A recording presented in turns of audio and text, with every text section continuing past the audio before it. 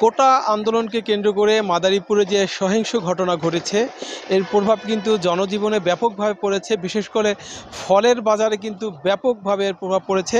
অর্থাৎ প্রতি কেজি ফল কিন্তু এখন অন্য সময়ের তুলনায় কেজিতে ২০ থেকে ৫০ টাকা, কোনো ক্ষেত্রে ১০০ টাকা বৃদ্ধি পেয়েছে।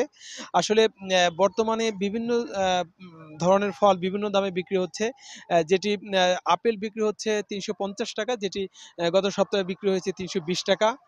মালটা বিক্রি হচ্ছে ২৫০ টাকা, যেটি ২২০ টাকা ছিল। আম সোনালী যেটি বিক্রি হচ্ছে ১২০ টাকা, যেটি ১০০ টাকা পর্যন্ত ছিল। এবং আঙ্গুর ফল সেটিও বিক্রি হচ্ছে ৫০০ টাকা, যেটি গত সপ্তাহে ছিল ৪০০ টাকা। অর্থাৎ প্রতিটি ফলের দামই কিন্তু হেরফের হচ্ছে, অর্থাৎ অনেকটা দাম বৃদ্ধি পেয়েছে।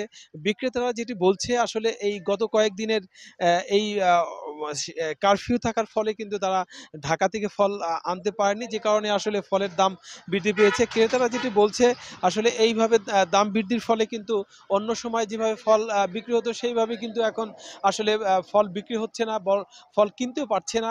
তো এজন্য আসলে ব্যবসায়ী এবং ক্রেতা বিক্রেতারা বলছেন, ফল ব্যবসায়ীর যে সিন্ডিকেট, এই সিন্ডিকেট যদি ভাঙা যায়, অর্থাৎ ঢাকা থেকে সহজলভ্যভাবেই জেলা পর্যায়ে বিভিন্ন ফল আনতে পারে, তাহলেই কিন্তু দামের যে বৃদ্ধি সেটি আসলে নিয়ন্ত্রণ রাখা সম্ভব।